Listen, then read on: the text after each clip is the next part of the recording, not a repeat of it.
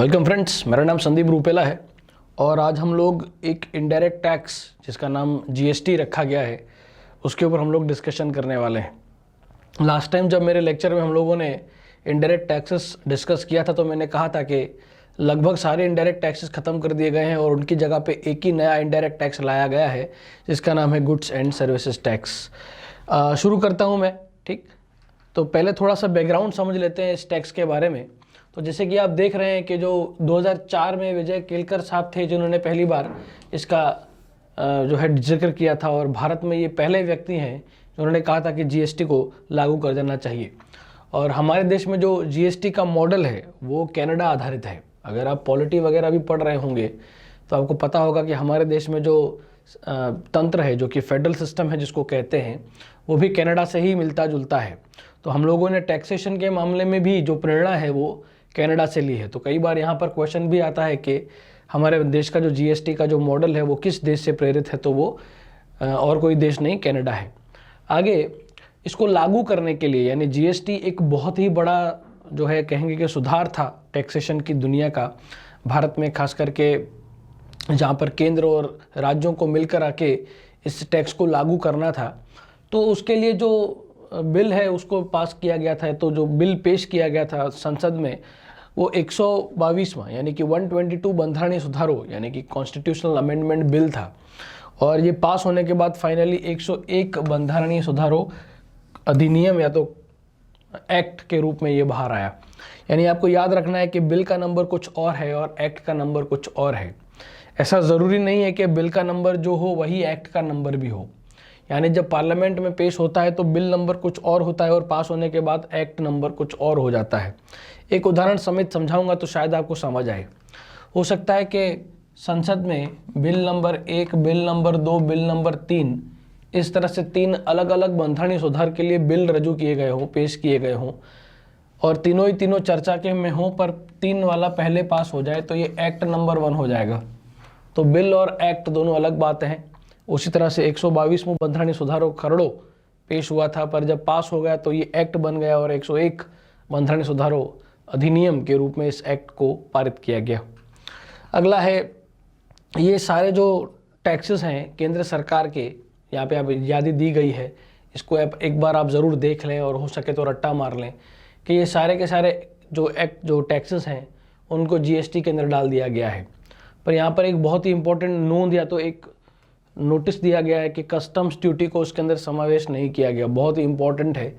और मैं पहले ही बताया कि अगर आपसे जीपीएससी जो है वो लाइन क्वेश्चन पूछे, जो 2-3 लाइन बना के जीपीएससी की अब एक आदत बन गई है कि वो लाइन सेंटेंसेस देता है वाक्य के रूप में और पूछता है कि बताइए कि कौन से वाक्य सही है, क्या पहला सही है, दूसरा सही है, तीसरा सही है।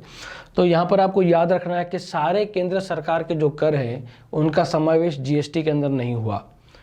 कस्टम्स ड्यूटी उनमें से एक बहुत ही इंपॉर्टेंट इनडायरेक्ट टैक्स है जिसको कभी भी इन लोगों ने जीएसटी के अंदर डाला नहीं और भविष्य में भी इसका कोई जीएसटी में जाने की कोई संभावना लग नहीं रही।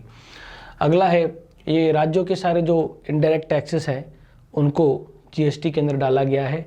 यहाँ पर भी ये बहुत ही इंपॉर्टेंट चीज़ आपको याद रखनी है कि स्टेट एक्साइज ड्यूटी जो कि लिकर पे लगती है, दारू पे लगती है, उसको जीएसटी के अंदर डाला नहीं गया। ये बहुत ही बड़ा जो था फैसला था मोदी सरकार का कि स्टेट एक्साइज ड्यूटी को जीएसटी के बाहर रखना है, लिकर को जीएसटी के बाहर रखना है और आज भी उन पे स्टेट एक्साइज ड्यूटी लगाई जाती है। ये ऐसा मैं कह दूं कि बहुत बड़ा रीज़न है, बहुत बड़ा कारण है कि मोदी सरकार जो है वो जीएसटी को लागू कर पाई। इससे पहले वाली सरकारें जो है वो लागू नहीं कर पाई। देखो जैसे कि मैंने अभी थोड़ी देर पहले आपको बताया कि वर्ष 2004 में विजय केलकर साहब पहली बार जीएसटी का आइडिया देते हैं और ये 2016 में लागू होता है। यानी कि लगभग 12 साल सिर्फ इस चीज़ पे चर्चा चली। तो ऐसा क्या था जो कांग्रेस गवर्नमेंट या ऐसे पहले की सरकारें जो थी वो लागू नहीं कर पाई, पर 2016 में मोदी सरकार ने कर दिया और इसको लागू कर दिया गया। तो उसका बहुत बड़ा रीज़न था कि खुद सीएम रह चुके थे मोदी साहब, तो इनको पता था कि कोई भी राज्य जो है दारू पे लगने वाले कर को कभी भी जीएसटी के अंदर देगा नहीं, क्योंकि ये किसी भी स्टेट की आवक का बहुत बड़ा स्रोत है। इवन जब आपको पता भी हो, जब कोरोना काल भी था तो राज्यों के पास पैसे कम पड़ गए थे लॉकडाउन के कारण, क्योंकि सरकार को टैक्सेस मिल नहीं रहा था। तो उन्होंने दारू को सबसे पहले खोला था ताकि एटलीस्ट उसकी बिक्री होगी तो राज्य सरकारों को कर मिलेगा और उसी से राज्य का जो तंत्र है वो चल पाएगा। तो मोदी सरकार ने इसको समझा था और इसको जीएसटी के बाहर रखा था, और यही रीज़न है कि मोदी सरकार जीएसटी को लागू कर पाई थी, क्योंकि जीएसटी को लागू करने के लिए आपको न्यूनतम 50% प्लस 1 राज्यों की मंजूरी की आवश्यकता थी। 50% प्लस 1, यानी कि अगर 29 स्टेट्स थे पहले, अब तो 28 हैं, जब 29 स्टेट्स थे तो 14.5 यानी कि 15 राज्यों की मंजूरी की ज़रूरत पड़ती थी। उसके बिना आप जीएसटी को लागू नहीं कर पाते। तो आप 15 राज्यों को कैसे मनाएंगे, बड़ा मुश्किल हो जाएगा। तो मोदी सरकार ने कहा कि कोई दिक्कत नहीं, हम लोग स्टेट एक्साइज ड्यूटी को जीएसटी के बाहर रखते हैं, और यही कारण है कि जीएसटी जो है वो बहुत ही जल्दी से लागू हो पाया। ये जो मैंने करों के नाम लिखे हैं इसको आप एक बार ज़रूर देख लीजिएगा, अगर हो सके तो रट्टा मार लीजिएगा, क्योंकि हो सकता है कि आपके एग्ज़ाम में लाइन में एक सेंटेंस में के रूप में पूछ लिए जाएँ कि इनमें से कौन से कर हैं और कौन से कर नहीं हैं। तो केंद्र सरकार ने कस्टम्स ड्यूटी नहीं डाली जीएसटी में, और राज्य सरकारों ने स्टेट एक्साइज ड्यूटी नहीं डाली। तो ये आपको याद रखना है। इसके अलावा कुछ ऐसी और बातें हैं जिनको जीएसटी के बाहर रखा गया है। ये तो ऐसी चीज़ है जिसको हम लोगों ने जीएसटी के अंदर डाला ही नहीं, और इसका वर्णन जो है वो बंधारण में ही है। इसका जो वर्णन है वो तो कॉन्स्टिट्यूशन में ही है कि इसको आप जीएसटी के बाहर रख रहे हैं। यानी कल को अगर आपको लिकर के ऊपर जीएसटी लगाना है, समझिएगा मैं क्या बोल रहा हूँ, अगर आपको कल को लिकर के ऊपर जीएसटी, दारू के ऊपर जीएसटी लगाना है, तो आपको दोबारा से बंधारण को सुधारना पड़ेगा। यानी फिर से आप 15 राज्यों की मंजूरी लेंगे। उसके बिना आप राज्यों में, या तो उसके बिना आप लोग स्टेट एक्साइज ड्यूटी को कभी भी जीएसटी के अंदर डाल नहीं पाएंगे। अब ये जो है पेट्रोलियम और ये सारी जो चीज़ें हैं, यानी इन दो चीज़ों को अगर आपको नीचे के दूसरा और तीसरा नंबर को अगर आपको जीएसटी के अंदर डालना है तो आपको सिर्फ जीएसटी काउंसिल की मंजूरी लेनी पड़ेगी। तो ये आपको याद रखना है, ठीक है। इन दोनों चीज़ों के बीच में आपको अंतर पता होना चाहिए। एक और बार मैं समझाता हूँ। जो जीएसटी की व्याख्या है ना, जीएसटी की जो व्याख्या है वो 246A के नीचे दी गई है। इसके अंदर ही लिखा गया है कि जीएसटी एक ऐसा परोक्ष कर होगा जो भारत में बनाई जाने वाली तमाम वस्तुओं एवं सेवाओं पर लगाया जाएगा, सिवाय दारू। यानी कि उसकी व्याख्या के अंदर ही लिखा गया है कि दारू के ऊपर कभी जीएसटी नहीं लगेगा। तो यानी कल को उठ के अगर आपको दारू के ऊपर भी जीएसटी लगाना है तो आपको व्याख्या ही बदलनी पड़ेगी, जो कि अनुच्छेद 246A के अंदर दी गई है। और ऐसा करने के लिए बंधारण सुधारना पड़ेगा, और बंधारण आप तभी सुधार पाएंगे जब 15 राज्य आपके साथ हों। यानी पूरा एक नया बंधारण सुधारा लाओगे तभी दारू के ऊपर कर लगा पाओगे, क्योंकि यही शर्त थी जिस पे जो है जीएसटी आपने लागू किया। पर ये दूसरा और तीसरे नंबर का पॉइंट, यानी petroleum products, high speed diesel, natural gas, aviation, turbine fuel, electricity, अगर कल को इसके ऊपर आपको जीएसटी लेना हो तो आपको सिर्फ जीएसटी काउंसिल की मंजूरी लेनी पड़ेगी। बंधारण में सुधार करने की कोई आवश्यकता नहीं है। ये इसलिए याद रखना है क्योंकि कई बार जीपीएससी बहुत डीप में जाता है, और डीप में जाने के बाद ऐसे कुछ वाक्यों से स्टूडेंट्स को कंफ्यूज कर सकता है। तो इसके लिए आपको ये थोड़ा सा डिटेल में समझना पड़ेगा। अब कितने दर हैं, तो 5, 12, 18 और 28 ये 4 दर हैं। कई बार इसको शून्य भी लिखा जाता है, पर शून्य कोई दर नहीं, वो एग्जाम्पशन होता है। 4 ही दर हैं, 4 ही प्रकार के जीएसटी के जो स्लैब्स बनाए गए हैं। इसको स्लैब भी नहीं कह सकते। जो ज़रूरत चीज़ें हैं उनके ऊपर 5% है, थोड़ी कम ज़रूरत वाली 12, 18 और लग्जरी पर सबसे अधिक अगर कोई जीएसटी का दर यूज़ में लिया जाता है तो वो 18% है। मैक्सिमम सर्विसेज के ऊपर भी 18% जीएसटी लगता है। तो ये आपको पता होना चाहिए कि सबसे ज़्यादा अगर कोई चीज़ जो है जिनके मतलब कोई परसेंटेज जो जीएसटी का यूज़ में लिया जाता है तो वो है 18%। इसके अलावा 2 प्रकार के जीएसटी हैं। देखिए बहुत इंपॉर्टेंट है, 2 प्रकार के जीएसटी। प्रकार तो नहीं कह सकते, मैं ऐसा कह सकता हूँ कि जो भी जीएसटी वसूल किया जाता है उसमें से 50% स्टेट में चला जाता है, 50% सेंटर में चला जाता है। एक उदाहरण दूंगा तो आप समझ पाएंगे। मान लीजिए कि आप अगर कोई एक रेस्टोरेंट में गए हैं और रेस्टोरेंट में अगर आपका 100 रुपये का बिल बना है तो अगर उस पर 18% जीएसटी लगता है तो उस पर स्टेट जीएसटी भी लगेगा और सेंटर जीएसटी भी लगेगा। यानी आप बिल कुछ इस तरह से देखेंगे, 9 रुपये 9% के हिसाब से एसजीएसटी और 9 रुपये 9% के हिसाब से सीजीएसटी, और टोटल आपको 118 रुपये का जो बिल होगा वो चुकाना पड़ेगा।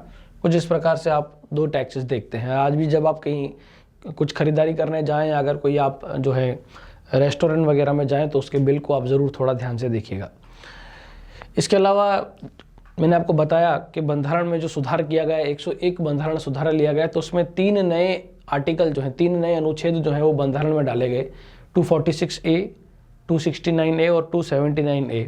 एक एक करके हम लोग अनुच्छेदों को डिस्कस करते हैं। तो पहला जो अनुच्छेद है वो 246A, ये जीएसटी की व्याख्या देता है और ये कहता है कि जीएसटी एक ऐसा कर होगा जो सारी गुड्स और सर्विसेज पे, यानी कि सारी वस्तुओं एवं सेवाओं पर लिया जाएगा एक्सेप्ट लिकर। यानी जीएसटी की व्याख्या के अंदर ही लिखा गया है कि लिकर पे लगने वाला टैक्स जीएसटी नहीं कहलाएगा, या तो लिकर के ऊपर कभी जीएसटी नहीं लगेगा। और कल को अगर आपको लिकर के ऊपर जीएसटी लगाना है तो आपको बंधारण को सुधार करना पड़ेगा और वो पार्लियामेंट के अलावा कोई कर नहीं सकता। पार्लियामेंट के अलावा भी आपको 50% प्लस 1 राज्यों की अनुमति की जरूरत पड़ेगी, जो कि बहुत ही कठिन काम है। ठीक है ना, आप खुद भी समझ रहे हैं कि जैसे मैंने अभी समझाया कि जीएसटी का जो ख्याल है वो तो 2004 में दिया गया था और उसको लागू करते करते 12 साल निकल गए। तो यानी अगर कल को अगर आपको इसको भी डालना है जीएसटी की लिखकर, तो 12 साल पहले प्लान करना पड़ेगा। एटलीस्ट 12 नहीं तो 6-8 साल तो पहले प्लान करना पड़ेगा ही। ठीक, अगला है 269A, जिसको इंटीग्रेटेड जीएसटी कहते हैं, सुसंकलित जीएसटी कहते हैं। ये बहुत ही इंपॉर्टेंट है, इसको समझते हैं कि क्या है। देखिए, जब एक ही राज्य के अंदर, ठीक है ना, अगर आप खरीदारी करते हैं और एक ही राज्य में उसका उपयोग भी हो जाता है तो मामला बड़ा ही सिंपल है। मामला बड़ा ही सिंपल है। उदाहरण के रूप में मान लो कि मैं यहाँ पर एक ही स्टेट की बात कर रहा हूँ, एक ही स्टेट मतलब 1 स्टेट की बात कर रहा हूँ मैं यहाँ पे। 1 स्टेट में ऐसा होता है कि अगर मान लो कि मैं कोई 1000 रुपये का अगर कोई सामान खरीदता हूँ और अगर 18% उस पर जीएसटी है तो 9% यानी 90 रुपये सीजीएसटी और 90 रुपये एसजीएसटी के रूप में मुझे 1180 रुपये चुकाने पड़ते हैं, जिसमें से ये 90 रुपये सीधा ही केंद्र सरकार को मिल जाते हैं और ये 90 रुपये सीधा ही राज्य सरकार को मिल जाते हैं। अब ये बहुत ही सिंपल था क्योंकि सारा का सारा व्यवहार एक ही राज्य में हो गया। अब प्रॉब्लम ये आती है कि जब 2 राज्यों के बीच में व्यवहार हो रहा हो, 2 राज्यों के बीच में जब व्यवहार होता है तो बड़ा ही कठिन हो जाता है। तब ये क्वेश्चन आता है कि केंद्र सरकार को तो 90 दे देंगे, कोई टेंशन नहीं है, पर ये वाले 90 किस राज्य को मिलेंगे। मतलब कि अगर मान लो कि मैं गुजरात से, अगर मान लीजिए कि मैं महाराष्ट्र में इस साइकिल को बेचता हूँ, तो सीधी सी बात है कि वो वाला जो व्यक्ति है जो मुझे पैसे भेजेगा, 180 रुपये टैक्स के होंगे उसमें से 90 रुपये तो मैं केंद्र सरकार को दे दूंगा और जो बाकी 90 हैं वो किस राज्य को दूंगा, मेरी राज्य यानी गुजरात राज्य को दूंगा या तो महाराष्ट्र राज्य को दूंगा। तो उसका जो प्रॉब्लम है वो इंटीग्रेटेड जीएसटी में सॉल्व हो जाता है। तो इंटीग्रेटेड जीएसटी है वो एक डेस्टिनेशन बेस्ड टैक्स है। यानी तो अगर कोई आपसे पूछे कि भाई जीएसटी किस प्रकार का टैक्स है, तो आपको बोलना है कि ये डेस्टिनेशन बेस्ड टैक्स या तो मंजिल आधारित कर है। अभी मंजिल आधारित कर क्या होता है समझते हैं हम लोग।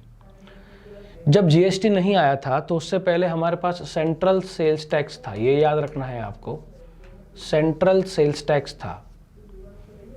और सेंट्रल सेल्स टैक्स आज हम लोगों ने ख़त्म कर दिया है, आज सेंट्रल सेल्स टैक्स नहीं है।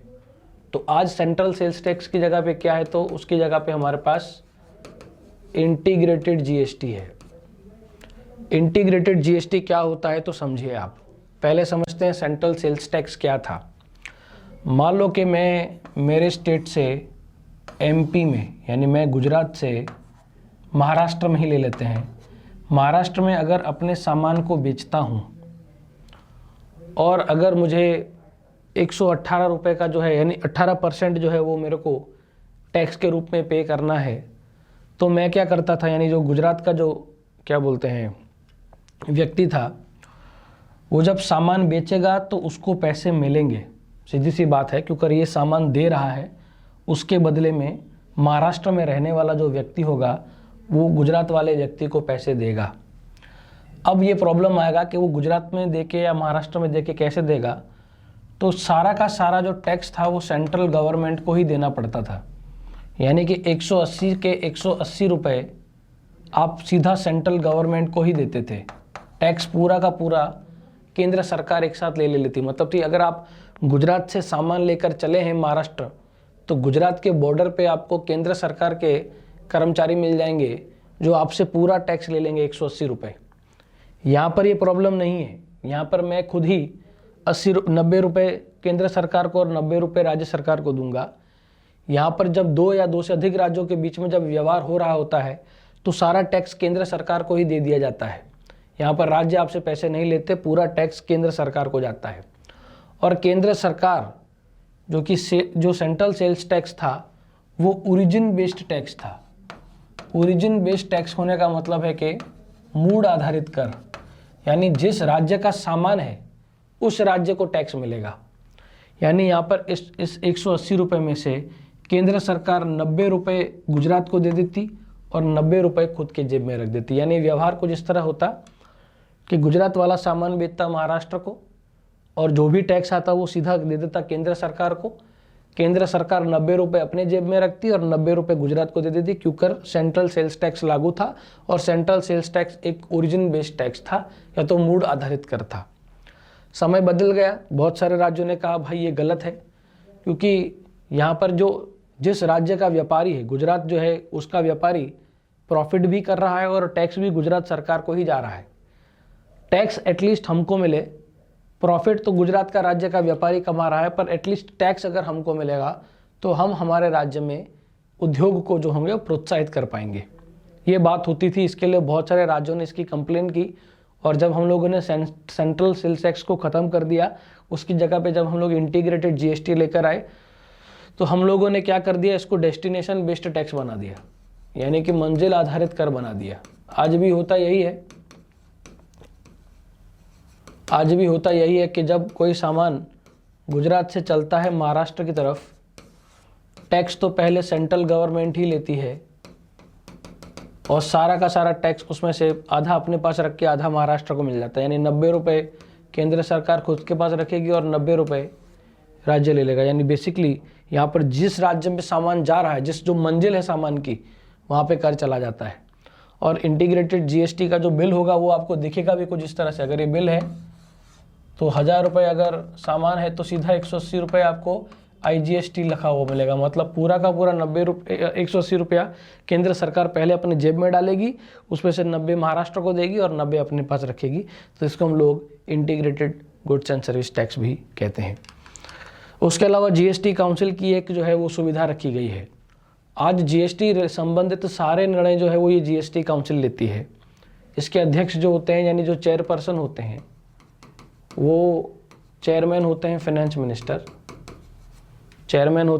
मिनिस्टर। इसके एक वाइस चेयरमैन भी होते हैं।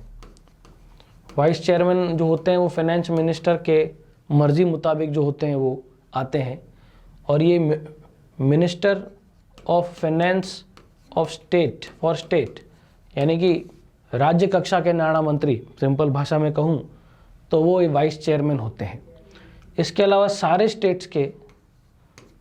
स्टेट्स के फाइनेंस मिनिस्टर या तो उनके द्वारा नॉमिनेटेड या तो नामांकित कोई व्यक्ति इसके सभ्य होते हैं। तो अगर आप देखेंगे तो 28 राज्य हैं और एक दिल्ली और एक पुडुचेरी, यानी टोटल 30, और ये 2 टोटल 32 ऐसे लोग हैं। और जब जम्मू कश्मीर को भी जोड़ दें तो टोटल 33 लोग जो हैं वो इसके सभ्य बनते हैं। तो टोटल 33 लोग इस GST काउंसिल के सभ्य हैं। सारे निर्णय जो लिए जाते हैं वो इस GST काउंसिल द्वारा लिए जाते हैं। अब इस GST काउंसिल में जो निर्णय लिए जाते हैं उन निर्णयों को लेने की एक खास पद्धति है, एक खास मेथड है। समझते हैं कि वो क्या है। यहाँ पर जो केंद्र सरकार है, जो सेंट्रल गवर्नमेंट है, उसके पास 1/3 वोटिंग पावर है। ये याद रखना है आपको। सेंट्रल के पास 1/3 वोटिंग पावर है और जो स्टेट गवर्नमेंट है उसके पास 2/3 वोटिंग पावर है। दूसरे शब्दों में कहूँ तो 33% वोट करने की सत्ता इनके पास है और 67% वोट करने की सत्ता राज्यों के पास है। जब मैं राज्य बोल रहा हूँ तो सारे के सारे राज्य टोटल में, यानी यहाँ पर टोटल 33 लोग हैं, उनमें से 2 लोगों के पास 33% है, 31 लोगों के पास 67% वोटिंग पावर है। और जो भी जब निर्णय लिया जाता है जीएसटी काउंसिल में तो वो 75% से लिया जाता है। अब आप समझेंगे कि सर ये थोड़ा सा समझ नहीं आया, थोड़ा सा एक्सप्लेन करें। तो देखें, जो हमारे फाइनेंस मिनिस्टर हैं केंद्र सरकार के, वो अध्यक्ष होते हैं, वो बैठते हैं। यहाँ पर वाइस चेयरमैन का इतना कोई खास रोल नहीं है, क्योंकि वो खुद नामांकित होता है चेयरमैन द्वारा, तो उनके पास कोई ऐसा विशेष पावर नहीं है, विशेष पावर चेयरमैन के पास। अब ये जब कुर्सी पे बैठे हैं और 31 राज्यों के नाणा मंत्री नीचे बैठे हैं, आपको जब कोई निर्णय को मंजूर करवाना है तो 75% आपको परमिशन चाहिए, तो ही आप इसको पास कर पाएंगे। तो होता कुछ इस तरह से है कि जब कोई निर्णय पे पहुंचना होता है तो वोटिंग शुरू होती है कि चलिए आप वोटिंग करें। तो जब केंद्र सरकार के नाणा मंत्री अपना हाथ ऊंचा करते हैं कि हाँ मैं इसके पक्ष में हूँ, तो 33% वोट पड़ जाते हैं। और जो अब राज्यों के नाणा मंत्रियों की बात करेंगे तो आप 67% 6 डिवाइड बाय 31 जब करेंगे तो एक के हिस्से में कुछ 2.10 का वोटिंग पावर आता है। यानी हमारे राज्य के जब नितिन पटेल साहब ऊपर अपना हाथ करेंगे तो 2.1 के आसपास का वोट पड़ता है। और यही अगर जब कोई केंद्र सरकार का नाणा मंत्री जब अपना हाथ ऊंचा करता है तो 33% वोट पड़ जाता है। और टोटल जब तक 75% मंजूर नहीं होता तब तक कोई निर्णय नहीं लिया जा सकता। यानी अगर आप बात समझ रहे हैं तो जब तक दोनों ही राजी नहीं है तब तक जीएसटी काउंसिल में कोई भी निर्णय नहीं लिया जा सकता। ये एक बहुत ही इम्पोर्टेंट एक निर्णय है, यानी बहुत इम्पोर्टेंट जो है मैकेनिज्म है जिसके अंतर्गत राज्य और केंद्र दोनों की बातों को ध्यान पे लिया जाता है। इसको हम लोग जीएसटी काउंसिल कहते हैं, जिसका जो वर्णन है वो बंधारण के अनुच्छेद 279A में है।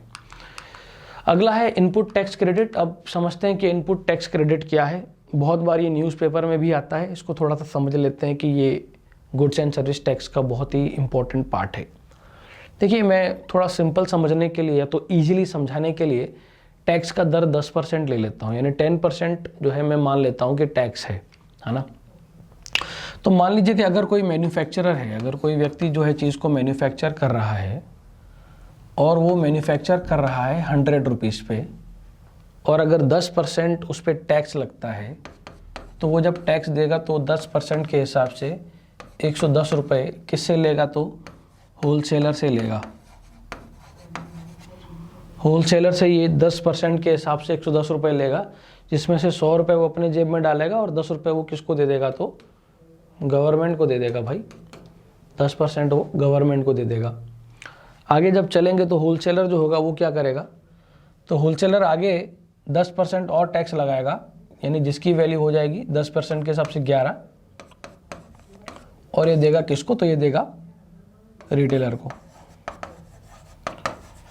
अब जो ये रिटेलर है समझेगा इस चीज़ को, इसको जब दिया गया, इसने 11 रुपये इसने दिए, पर होलसेलर ने ऑलरेडी आगे 10 रुपये भरे हुए हैं, क्योंकि इसने जब इसको 110 रुपये दिए तो 10 रुपये तो ऑलरेडी वो टैक्स ही दे रहा था, माल तो 100 रुपये का ही था।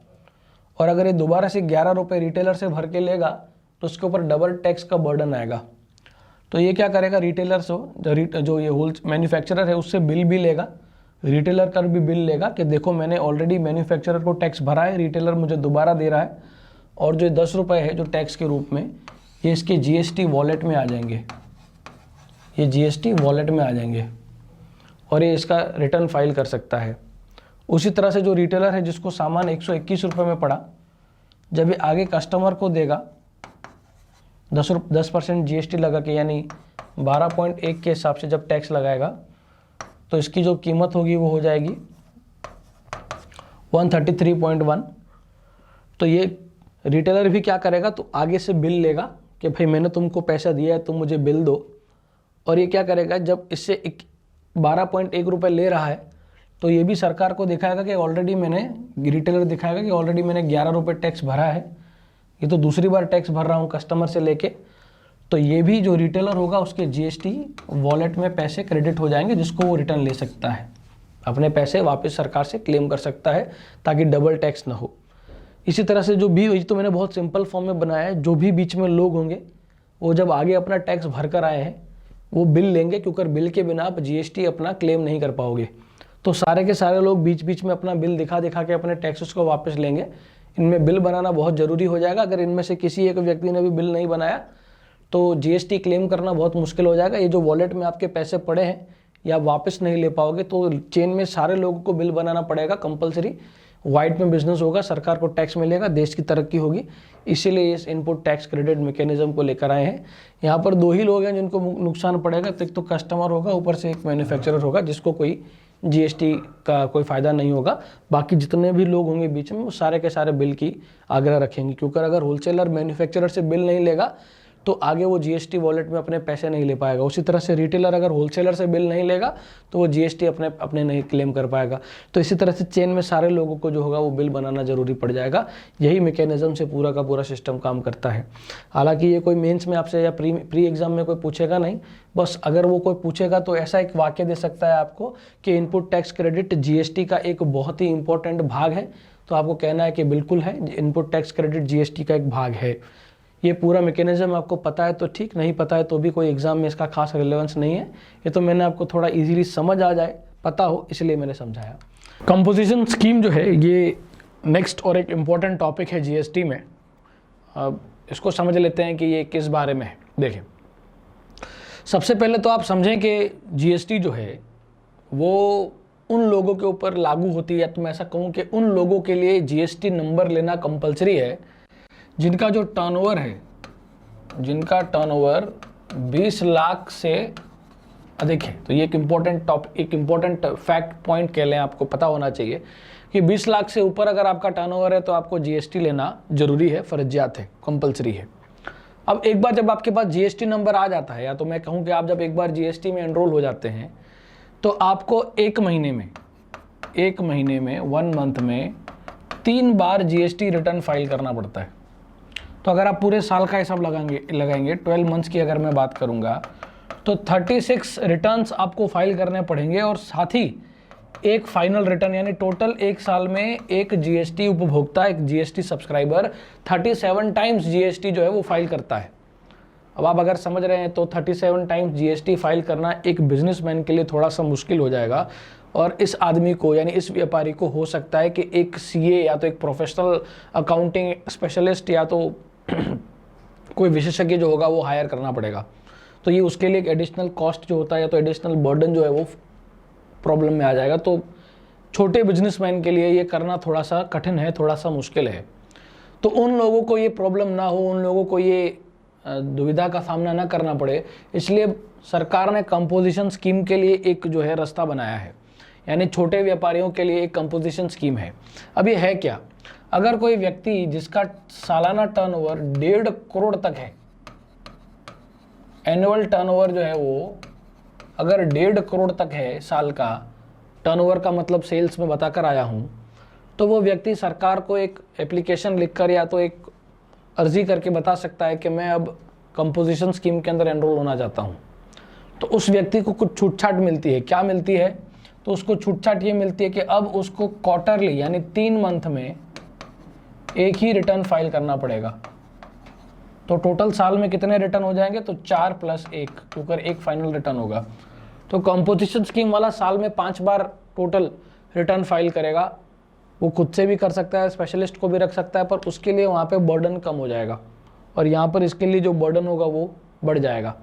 तो ये 1.5 करोड़ के ऊपर जाते ही आपको कंपलसरीली एक नॉर्मल स्कीम में आ जाना पड़ता है। पर अगर आप 1.5 करोड़ के नीचे हैं तो आपके पास ऑप्शन है कि आपको रेगुलर रहना है या आपको कंपोजिशन स्कीम के अंदर जाना है। ये ऑप्शनल है कंपोजिशन स्कीम। 20 लाख के नीचे आपको जीएसटी नंबर नहीं लेते तो कोई फ़र्क नहीं पड़ता। 20 लाख के ऊपर जाएंगे तो जीएसटी नंबर लेना कंपलसरी है, आपको जीएसटी के अंदर रजिस्टर करवाना पड़ेगा। और 1.5 करोड़ तक आप कंपोजिशन स्कीम का सहारा भी ले सकते हैं। 1.5 करोड़ के ऊपर जाने के बाद आप नॉर्मली इस प्रकार के नॉर्मल जीएसटी स्लैब के अंदर आ जाएंगे। पर यहाँ पर एक प्रॉब्लम यह है कि आप जब एक बार कंपोजिशन स्कीम में आ जाते हैं तो 2 बातें बदल जाती हैं। 2 बातें ये बदल जाती हैं कि पहले तो आप पे फ्लैट 5% जीएसटी एप्लीकेबल हो जाता है। फ्लैट 5% जीएसटी एप्लीकेबल हो जाता है, पर आपको इनपुट टैक्स क्रेडिट नहीं मिलता। अब ये इनपुट टैक्स क्रेडिट क्या होता है, तो अभी थोड़ी देर पहले ही हम लोगों ने इस पर चर्चा की है। मतलब कि अगर मान लीजिए एक उदाहरण से आपको समझाऊं, तो अगर कोई मैन्युफैक्चरर है और अगर 100 रुपये की वस्तु बनाता है, चीज़ बनाता है, और उस पर अगर 10% जीएसटी मान लें तो 10% उस पर लगेगा, टैक्स के रूप में या जीएसटी के रूप में 110 रुपया जो होगा उसका कॉस्ट होगा, और अगर मान लीजिए कि यहाँ पर जो होलसेलर है उसका एनुअल रिटर्न जो है वो 1.5 करोड़ से कम है और उस व्यक्ति ने कंपोजिशन स्कीम में अपना नाम दाखिल करवा रखा है, तो उस पर पहली बात तो 5% लगेगा। तो यानी 5% के हिसाब से इसका अमाउंट आएगा 5.5, तो टोटल हो जाएगा 115.5 रुपये का कॉस्टिंग पड़ेगा इसको।